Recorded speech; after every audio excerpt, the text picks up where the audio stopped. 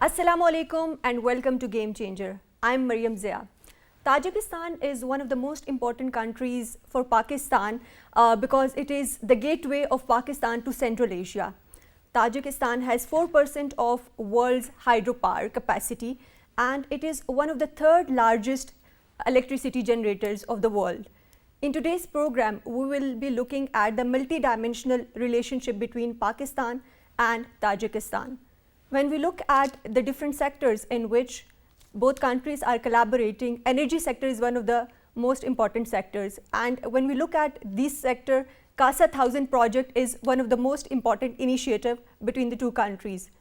In today's program, we will be looking at CASA 1000 project as well. The main goal of this project is the transmission of electricity, hydroelectricity from Central Asia to the South Asia. In today's program, we will also be exploring Pakistan's Vision Central Asia policy and looking at the different dimensions of this policy and how this influences Pakistan's relations with Tajikistan. To discuss this and more, I'm joined in the studios by Mr. Hamza Rifat, who is expert and columnist for CGTN and Al Mayadeen. And we are joined by Dr. Zafar Nawaz Rispal, who is expert international affairs. We're joined online by Dr. Hassan Javed, who is economist and expert international affairs. And we're joined online by Mr. Humayun Khan, who is expert international affairs. A very warm welcome to you all in the program. So, Dr. Jaspal, let me start with you. When we look at Pakistan's Vision Central Asia policy, how do you see this policy and how do you see this influences Pakistan's bilateral relations with Tajikistan in particular? I think that Pakistan reiterated its Central Asia vision policy when the Tajik president was here recently, and in that context we have to identify there are 5 major pillars of this policy, and they all are very much imperative for our economic development. For example, the first is political stability, political cooperation with each other. Second pillar is trade and investment. Third is energy and connectivity. Fourth is security and defense, and finally is people-to-people contact. If you see all these 5 pillars which we agreed with the Tajik, which are part of our Central Asian vision policy, these pillars are very attractive for the Tajik government and they always endorse these kind of things. In this case, when we look about these things, of course, if you see there are 2 major energy projects with the Central Asian states, and one of them is associated with the Tajikistan, this CASA which you in your intro mentioned, 1000 CASA, that is Central Asian and South Asian, that Tajik, Kyrgyzstan, Afghanistan, Pakistan. Though the agreement was signed 1.5 decades before, still it has to materialize. But one can be optimistic about these things, and there are many other areas if we can go from political to economic and people-to-people contact or religious-cultural contact. I think we have immense opportunities, and at the same time we are tapping those opportunities, and with the Tajikistan. Of course, we are tapping those opportunities, Dr. Jaspal, but this policy, Vision Central Asia policy of Pakistan was launched back in 2015. How do you see, what are some of the key challenges that we have faced in implementation of this policy? Because of course we know that Tajikistan is one of the countries that is gateway of for Pakistan to the Central Asian states. So what are some of the challenges? I think that if you see all these 5 pillars, every pillar has, of course, immense opportunities, but at the same time challenges, and the challenges are not just because of the ill will or non-committal. The challenges are some areas need more time. For example, in this pillar we have a political.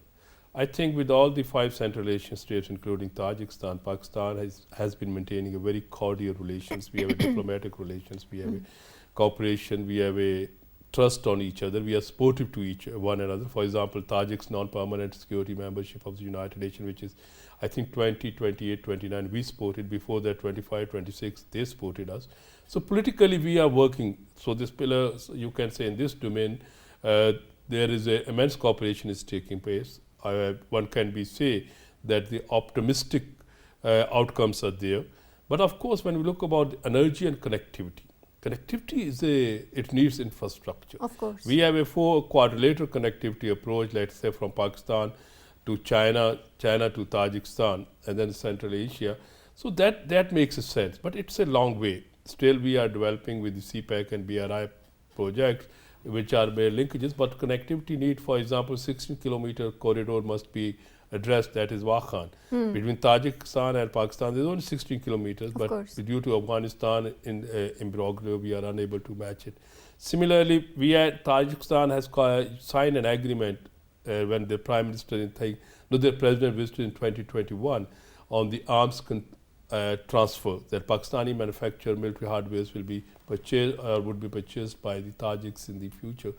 And how much the work has been done, it takes a slow process. Similarly, energy like CASA, of course, for 1.5 decades passed. It was, I think, 2008 when this agreement was signed, but still, Tajikistan and Kyrgyzstan. And it was supposed to be completed in 2023. Yeah, but Tajikistan and Kyrgyzstan are willing, especially in this summer, because they have a hydropower, and it's a wastage there.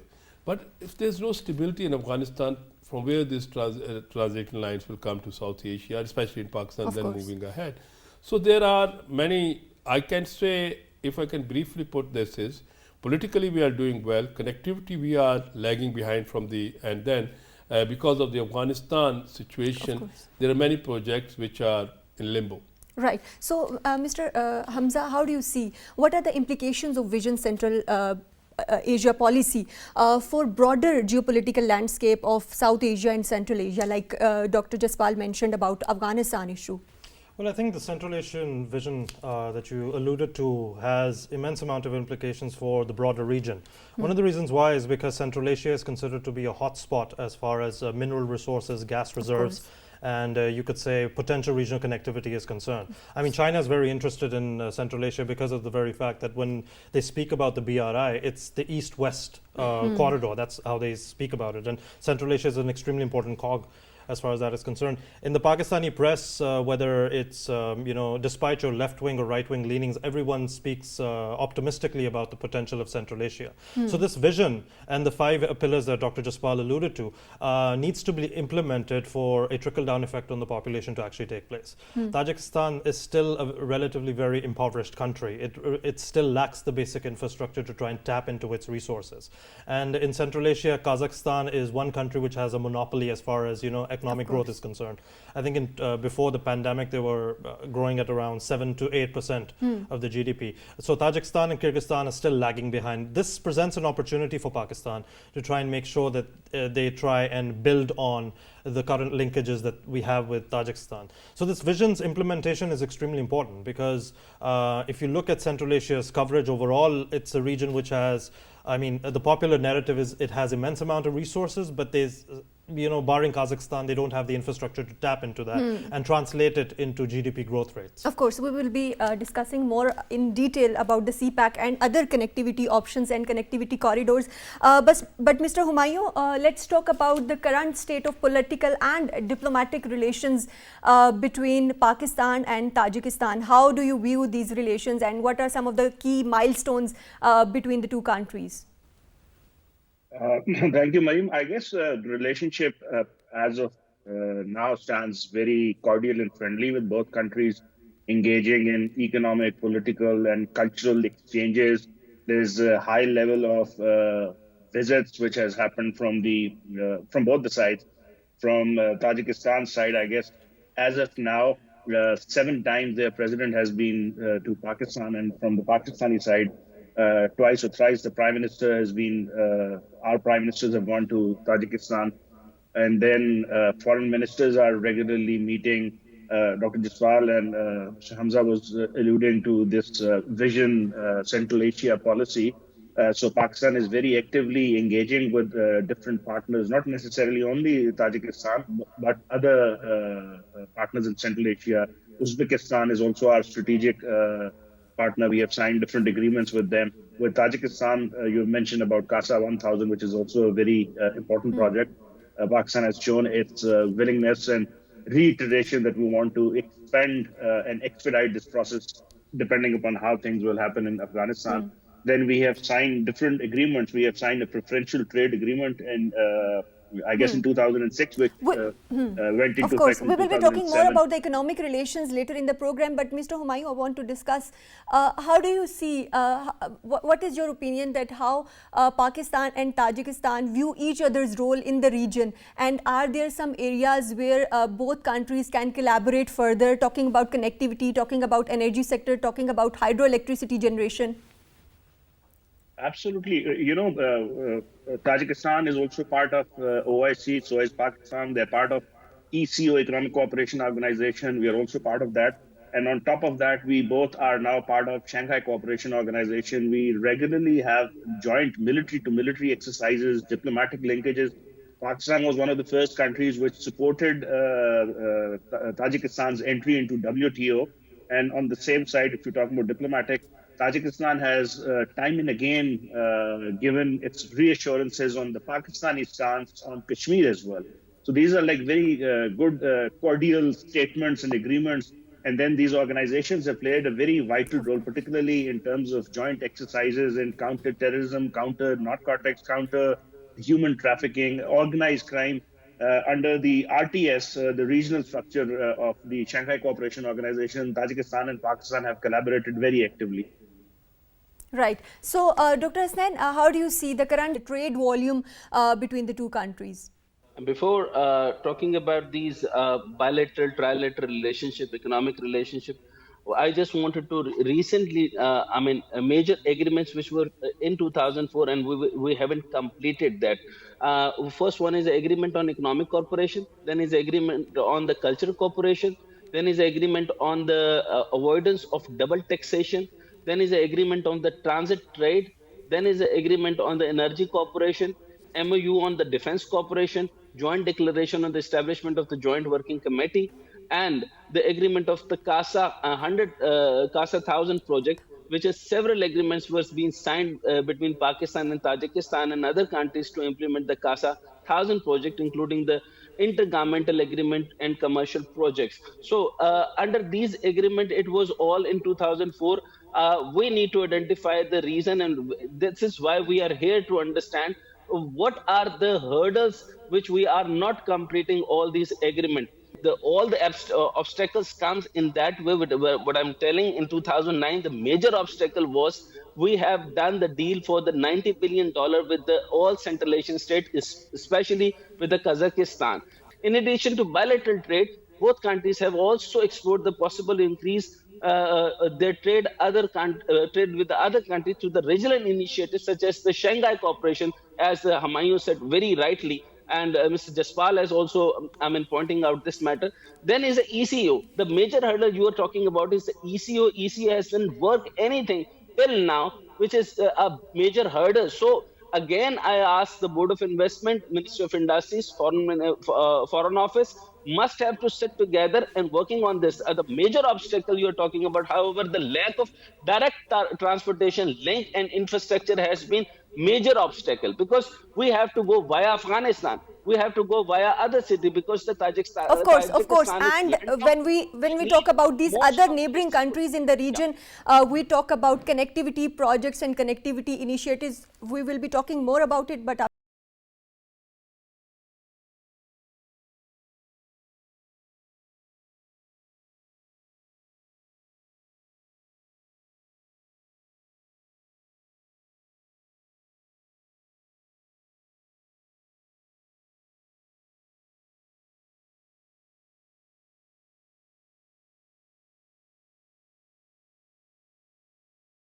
we are talking about bilateral relations between Pakistan and Tajikistan and what are some of the challenges of connectivity. So, Dr. Jaspal, when we talk about these issues that Dr. Hasnain rightly pointed out, let's talk about some of the major initiatives or connectivity initiatives, projects that has been launched to connect South Asia to Central Asia, Pakistan to Tajikistan, and what is the progress on these projects and how these infrastructure development projects can improve the economic development of both the countries? I think that Hasnain very rightly pointed out that, of course, awareness is there, planning is there.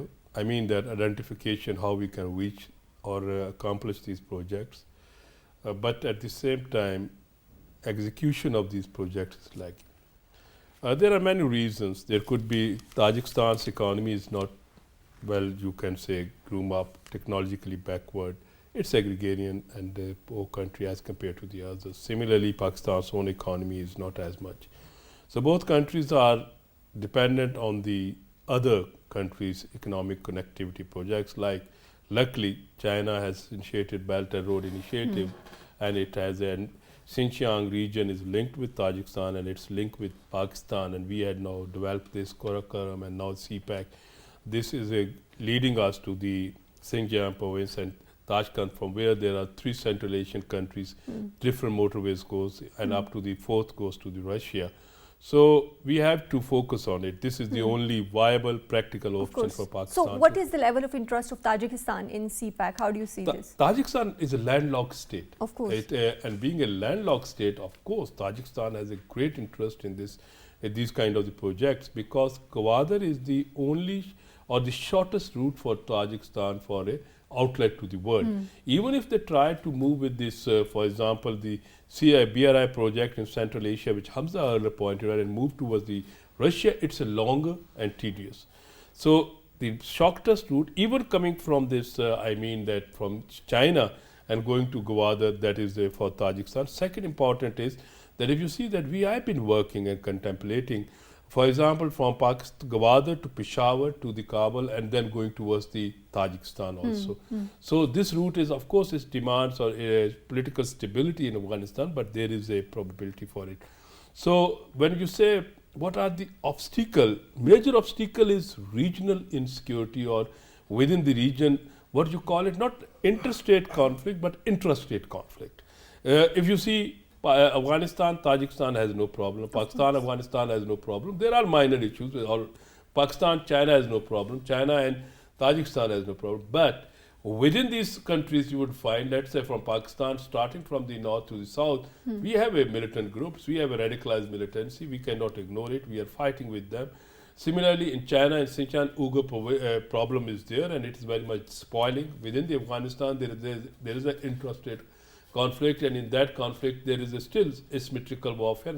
Taliban government is uncomfortable with the Tajik representatives in the Dushanbe and these kind of the things. Similarly, in Tajikistan, of course, there are radicalist groups, and in Tajikistan there is a 3% or 4% Shias, and remaining are Sunnis, and the Shias are having a linking with our Ismaili group. So the problem or the biggest challenge for this regional connectivity, or especially what we call it Pakistan and Pakistan and Tajikistan connectivity, is this intrastate conflicts, and they are impacting the state policy and obstructing all kind of the activities which are going to establish connectivity between Tajikistan, Pakistan, or Pakistan and Central Asia. So, Mr. Hamza, how do you see, what role does other regional players like China play in the bilateral relations between Pakistan and Tajikistan and these connectivity corridor projects? Well, in both Tajikistan and Pakistan, we've had immense amount of positive coverage of China. Tajikistan is very receptive to the idea of being part of the BRI as well as CPAC as well. And even in the Chinese press, I think Humayun can quote it better, that apparently the Chinese have also spoken about Central Asian states becoming part of the BRI.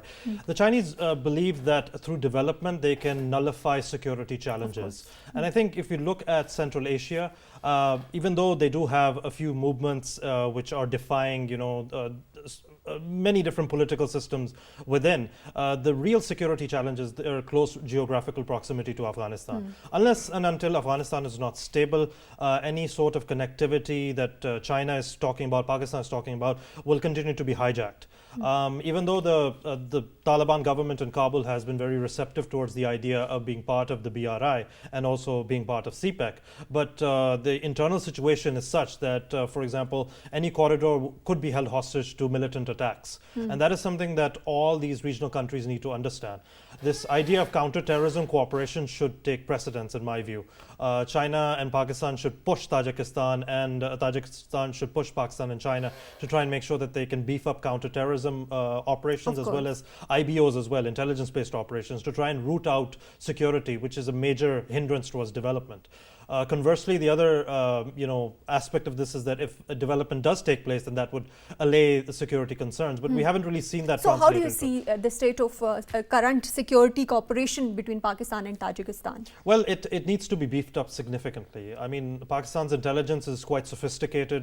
We've been able to locate different militant groups within the country. Obviously, the militancy threat has really blossomed since 2021, since the US-led withdrawal from Kabul, and resulting in the Afghan government coming in Kabul and ruling affairs over there. That has provided a cover for the TTP to undertake operations in Pakistan. So Pakistan's security apparatus and architecture is over there. The Tajik architecture, unfortunately, is not that sophisticated. So there needs to be more talk about counterterrorism strategies between the two governments, as well as between the two intelligence agencies and the two security establishments, for that matter. Of course. So, Mr. Humayun, when we talk about CPAC, how do you see, what are some of the priority areas or the sectors that Tajikistan hopes to invest in, and how does it fit with Pakistan's own priorities for regional connectivity? Thank you, Mariam. Yes, as Hamza was earlier mentioning, all these 5 Central Asian states are part of Belt and Road Initiative already. And China is very actively promoting this whole concept of land routes and maritime routes, and in terms of creating infrastructure. Earlier, when you were asking about the hurdles or the barriers, I think this also relates to that particular question, that within this region, there is no direct road or rail linkages as of now existing. Either it has to come through Afghanistan, or if somebody wants to come to from Tajikistan to Pakistan, they have to come to Xinjiang, and from there they have to come to Gilgit-Baltistan and then on to the Pakistani side. So this is something which is a big issue and which is being identified right now. They are considering different mechanisms connecting South Asia right, with that's Central what I want Asia to talk well. about, that there have been talks undergoing regarding the road and railway connectivity, as well as, of course, we know that there are now direct flights from Pakistan to Tajikistan. So what are some of the areas where connectivity initiatives or projects should be undertaken, and what are the hurdles that the countries are facing at the moment? I think besides economic, of course, situation. The biggest hurdle as of now we speak in terms of like the direct connectivity, that is stability within Afghanistan. And then there's a lack of recognition of the existing setup in Afghanistan. So hence all the projects which has to come through Afghanistan, there is a blockade. There is no work going on, even though CASA 1000, which you earlier mentioned, was supposed to be completed in 2023. The Afghanistan side has no mechanism, no means, or rather no will to complete those projects. So within that realm, that's one issue. Then there is a rail linkage which has been discussed from Uzbekistan to Afghanistan to Peshawar, and then onwards connecting Pakistan ML1. That is also a very huge project, and if that is connected, Tajikistan and Uzbekistan are like neighboring countries, so that can also be utilized as well. So in all this aspect, Afghanistan comes within all this affair where the progress is very slow. And in this particular area, these all Central Asian states are working very closely with the regional countries, particularly with China, with Pakistan, with Iran, and they're trying to come up with a regional consensus how to resolve this outstanding issue of Afghanistan as we speak. Terrorism is also a very important issue. Dr. Jaswal earlier was mentioning that, they have this issue and we also have this issue in Afghanistan. In between us is basically, as we speak, is now a breeding ground because there's no government. Well, there is government which has not been recognized, but there's no banking system, there's poverty, there's a lot of other issues. So because of that, it has become also, again, a cause of concern for the regional countries and the world as well. Islamic State of Uzbekistan, ETIM, TTP, Islamic State, all of them are now based in Afghanistan and actively involved in activities against neighboring countries. Right. So, Dr. Hasnain, what is the current state of energy cooperation between Pakistan and Tajikistan, and what is the potential for future cooperation? There are so many agreements between the Pakistan and Tajikistan, Kazakhstan, because AT, PT, and other things, and PTTC, which we under this agreement we are having the energy power projects. But first we need to understand. But there is a problem, as I told you earlier, that it was in 2004. It was never been initiated. So for about that, we need to again reconsolidate this issue further from 2004. As I discussed about the, public business community advice to explore new business and cooperation with Afghanistan. Then is so many other issues in the CPAC and TTPC. So Pakistan ambassador designated to Tajikistan, Mohammad Saeed Sarwar, has said that Tajikistan holds huge potential for the fast-moving consumer good. So we need to understand Tajikistan needs that, and they have on written they have given us the a demand list that we need. The Pakistan has to work in on these areas, but Pakistan is, with no reason they are slowing down this process. So a pharmaceutical product and many other products which can also capture the sizable share in other Central Asian state republics as well as so business community must come forward and explore new avenues trade of the investment and cooperation with Tajikistan. And then is the Pakistan export remain mostly confined to the fruit, vegetable, rice, and cereal, CTC, which is basic reason why the bilateral trade remains negligible to around $30 million only, which is too low in compared to the potential. Tajikistan and the Pakistan are the established Transit Trade Coordination Committee, Transit Trade Communication Committee, which is TPTTC, under the ATPTT signed on December 14, 2022, which would be responsible for the monitoring and facilitating and implementing of the agreement. And Tajikistan had been offered a avail facility of Pakistan, Seaport and CPAC, highlighting that Pakistan offered the most economic and efficient route to the Central Asian and Republican like cars and including Tajikistan. The agreement between the Tajikistan and Pakistan on the transit trade, which is, as I told you earlier, that's called the ATPTT, which is very much important and much significant, and our Foreign Office must have to focus on it, which would be given access to Pakistani seaport to Tajikistan, and Kazakhstan had provided access to the Uzbekistan, Kazakhstan, Afghanistan, and China for the Pakistan trade in goods through the land route. And this would help in enhancing trade region connectivity and open doors for Pakistan export to Uzbekistan and enhance the potential of 96 billion market in the Central Asia. Of course, of course. So there is a lot of potential. Dr. Jaspal, we know that Intergovernmental Commission on Trade, Economic and Scientific Cooperation was established. So what is the progress on this? What are some of the initiatives undertaken in this project, and what are some of the challenges that you see? I think that in this context, there are a number of the memorandum of understanding of these kind of the agreements have been signed. But one can say that the way we expect when the memorandum of understanding of these agreements are signed, at that time one seems very optimistic about the outcome of these agreements. But practically, when we focus on science and technology, of course Pakistan is better in technologically as compared in certain technologies, but at the same time we cannot ignore Tajikistan has a good experience of the Russian time. But in the last 3 decades there was no progress in this context so far as I understand. And similarly, when we look about a cooperation over these technologies, definitely there are many areas where one can cooperate, but frankly speaking that maybe Hamza has a better idea about it, but I am not well versed at how much the benchmark things have been achieved. But generally there is a very serious effort is needed to cooperate, because today if you see the world is now heeding or living in we are in an era of emerging technologies, and more than 20 plus new technologies are there, starting from artificial intelligence and quantum and the cyber or all these kind of the things. Of course, Tajiks need these technologies, and Pakistani universities have been now working. Our NUST, our Quaid-e-Azam universities consortiums are now becoming. We need to more work within our country as well. Before that, we can export this kind of the know-how out of the Pakistan and including Tajikistan.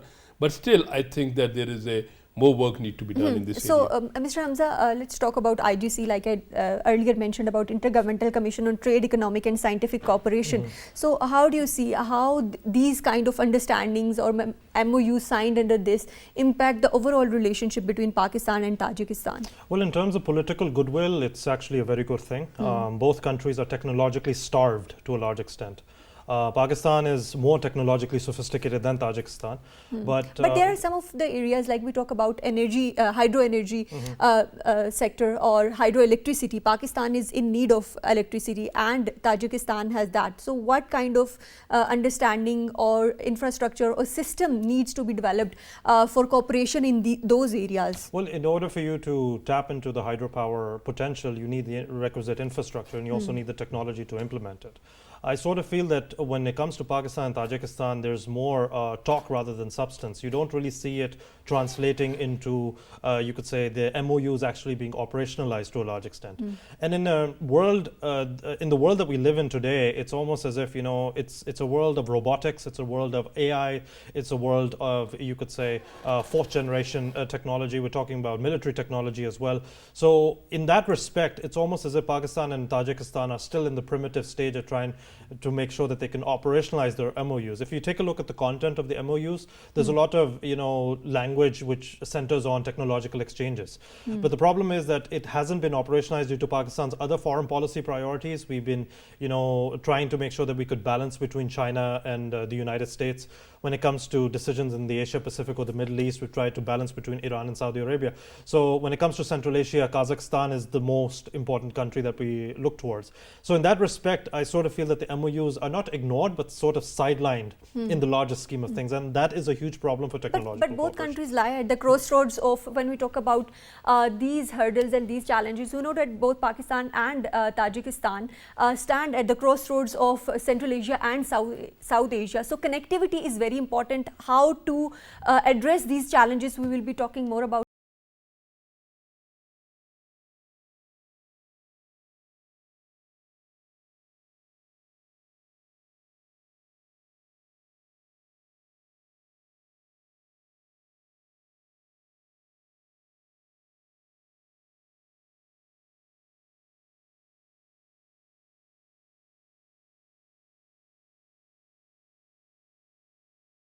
We are talking about Pakistan's relations with Tajikistan and different areas of cooperation between the two countries. Mr. Humayun, when we talk about Pakistan's relations with Tajikistan, of course, CASA 1000 is an important initiative or the project between the two countries. How do you see this will be improving the energy security or the economic development of the two countries? And are there some estimates of the potential benefit of completion after completion of CASA 1000 project?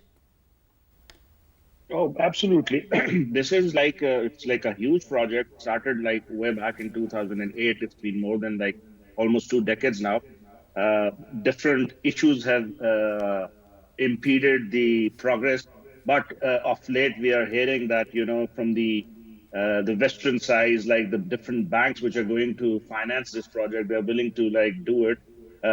Once it's completed, like these 4 countries will have like a massive opportunities in terms of, for example, Pakistan probably will be getting 1300 megawatt of cheap electricity. Along the way, these high voltage lines which are going to cross from Kyrgyzstan to Tajikistan to Afghanistan to Pakistan is going to provide jobs for a lot of people. Basically, it's going to help Tajikistan a lot because it has excessive resources, but its economy is, as Hamza earlier was mentioning, not very stable. So they are going to gain revenue from there. In winters, they have shortages of electricity themselves because in summers they have excess and in winters they have less. So they can mitigate that if they do that. And Pakistan really needs cheap electricity for a very long time. And this is also going to give Afghanistan some revenues in the coming years. Their economy has been dwindling. Rather, there's no economy which exists, formal economy which exists there. So in terms of that, it's excellent. It's going to provide a lot of opportunities. Of course. So what are some of the key... Other than that, there are like a couple of... Of course, sorry, go ahead. Please continue. Other than that, there are a couple of more projects which have been announced in Central Asia in terms of connectivity. There is Turkmenistan, Afghanistan, Tajikistan railway project which was started in 2013. Turkmenistan side has basically built its 635 kilometer rail, but Tajikistan has not been able to do, Afghanistan has not been able to do. Then there's the talk of Tirmiz, Mazar Sharif, Kabul and Peshawar railway project. Tajikistan and Uzbekistan, basically, Tajikistan used Uzbekistan a lot for the transit trade. And somehow their relationship now and then becomes problematic. They have their own domestic issues. So if all these connectivities are provided, Tajikistan can have a lot of transit through these countries. And this connectivity, which you were earlier mentioning in your introduction, Central Asia could get connected with South Asia. And not only that, the Belt and Road Initiative in China-Pakistan Economic Corridor will get a lot of boost if this connectivity increase. And there's a World Bank study which suggests that if Afghanistan and Central Asia and South Asia connectivity is done, there is an increase of 113% trade within these regions, 113%. Which is significant, of course. Which is huge, which tunes to the amount of $20 billion extra resources changing hands between these countries. As of now, the trade which Dr. Hasnan was mentioning is just around $30 million between Tajikistan and Pakistan. Just imagine if the connectivity is built, the exponential trade which could happen between the two countries is going to benefit a lot of people. Of course. Dr. Hassan, what are some of the key strategic objectives that these countries are trying to achieve after these, connectivity projects are completed and once they are implemented? There is no negotiable terms with Central Asian state and Pakistan. We cannot achieve all these energy sector. We cannot deal with the untapped Pakistan and Tajikistan opportunity and trade investment, particularly in the area of energy and transportation. Even in the various challenges like the lack of direct transportation, how can we get that direct transportation? And we have insufficient infrastructure and regulatory barriers. And again, if we talk about the Pakistan and they need that the Pakistan exported goods worth about 3.97 million importing goods and about 6.51 from the Tajikistan. And then is a major items of Pakistan export to Tajikistan, including textile, chemical, pharmaceutical products, and so many other things like as imports aluminum, raw cotton, and minerals and fuel. But these are the now. Let me tell you about the major barriers in the which is affecting, which what we call it non-tariff barriers, and which is like the letter of credit is required by most of the import-related activities. This is the solution what I'm giving you. Then is through the foreign exchange bank. Then is a special. Despite of the fact that Afghanistan is the problem, but what we can do is minimally. How can we increase is the special licenses required for the product which is injurious to the human health, like tobacco, alcohol, and some drugs. This license is non-transferable and has to renewed every year. Several sanitary and physiostic certification are required, and then is a labeling, packaging, custom declaration from the required for all trading activities in Tajikistan. And then it's very important thing is a custom declaration from requirement of all trading activities in Tajikistan. So in that way we can, come around on average of 7% to 75.5%. But the major area is the infrastructure and energy. We have to major area is the infrastructure and energy cooperation between the two countries. But Dr. Jaspal, when we talk about energy cooperation and infrastructure development, tourism and people-to-people contacts are also very important for increasing collaboration in different sectors. And of course, when we talk about foreign direct investments, tourism is one of the important avenues for attracting foreign direct investment to Pakistan. So how do you see, what are some of the major initiatives, or what are some of the initiatives that needs to be taken for increased tourism between the two countries? I think that there is a need to have a proper working on these areas, which areas of Pakistan or you can say attractive for the Tajik tourists, so we can systematically propagate or publicize within Tajikistan.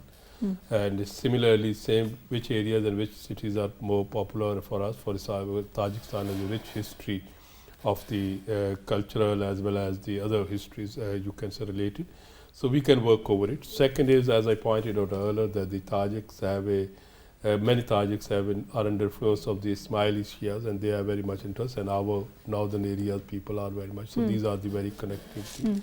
And the third in this, of course, people-to-people contact. We have to see that how this will facilitate further increasing the trade and network. But of course, the major in this context, my understanding is that there were memorandum of understandings was signed between Quaid-e-Azam University, NIPS department, and Tajikistan's the Shanbeh University. But we need to increase them. We have to increase these memorandum of understanding, conferences, or exchange of students is one of the best practices. Of course. Recently, when there was a Foreign Services Academy conducted this foreign diplomats course, I have seen their Tajik participant was there. So by this way, one can increase the people-to-people connectivity from students to the teachers to the academia, from the academia to the diplomats and the military joint exercises. We have a Shanghai Cooperation Organization in which we are working together, and with Tajikistan is one of the founding members. And within in this context, of course, we have a bilateral or multilateral exercises how to combat the menace of terrorism. So there are many areas if we have a will. And of course, one cannot be pessimistic. I think we must be optimistic that we are working on this. Of course, we are working on it. But Mr. Hamza, how do you see that Pakistan and Tajikistan's foreign policy view the bilateral relations between the two countries, and how do these foreign policies of both countries fit in the broader regional dynamics, and how to improve and enhance relations between the two countries? Yeah, well, I think Pakistan's foreign policy has in contemporary times shifted towards a more geopolitics inward-looking approach, and from geosecurity we're moving more towards geoeconomics, which is a good thing. And I think Tajikistan also shares the same sentiment. When you take a look at the region in general, it's a region of untapped potential, and the only way you can tap into that potential is by having a regional centered focus rather than having a more global outlook. I think both countries need to basically take into consideration the fact that their own houses are not in order as such, and they really need to ink bilateral agreements or tap into the existing ones to try and make sure that they can develop domestic economic capacity. And that is the only way they would be able to tap into their potential, and that obviously has a trickle-down effect on the region as well. So their foreign policies are also anchored. The positive side is that the foreign policies are also anchored in in neutrality. Both Tajikistan and Pakistan are averse to any camp politics. They don't believe in siding with China. They don't believe in siding with the US exclusively. So that's one aspect of it. The other aspect is non-aggression. Both countries do not believe in any aggressive or nefarious designs against any other country. Pakistan obviously has a defensive doctrine when it comes to India, because if there's any impending attack from India, obviously we will respond. But beyond that, we don't have a very aggressive outlook towards the region. The other aspect of the foreign policy is to try and make sure that there is greater cultural exchanges, as you alluded to. There's a large Tajik diaspora which lives in Pakistan. Of course. And we talk about the northern areas, the connection over there, but there are also many Tajiks who live in Karachi as well as in Islamabad as well. So as far tapping into that potential, what kind of, you could say, inter-diasporic relations can actually be built, that should be another aspect of the foreign policy. Because Tajikistan, being an economy which is largely impoverished, they can't really maneuver their foreign policy to greater heights. Pakistan obviously being a middle power in international affairs and being a nuclear power as well, we do have that leverage, but Tajikistan does not. So in order for us to tap into that potential, we need to have a more region-centered focus. Of course, there is an inward-looking policy, and both countries have a lot of potential and can collaborate on a number of areas, because we have a history, we have a historical linkages, religion is another common ground for the two countries. So there is a lot that needs to be done. Thank you very much for joining us in today's program, Mr. Hamza Rifat. Thank you, Dr. Zafar Nawaz Jaspal, for joining in today's program. Thank you very much, Dr. Hussain Javed, for joining in today's program. Thank you very much, Mr. Humayun Khan, for joining in today's program. When we talk about Pakistan's relations with Tajikistan, of course, bilateral relations are critical for both countries' national interest, but they are also very important for the regional connectivity and regional integration as well. Both countries need to look inwards as well. Of course, there are a lot of challenges when we talk about implementation of these connectivity corridors, and both countries need to enhance their bilateral ties in other diverse fields as well. That's all from Game Changer tonight. Take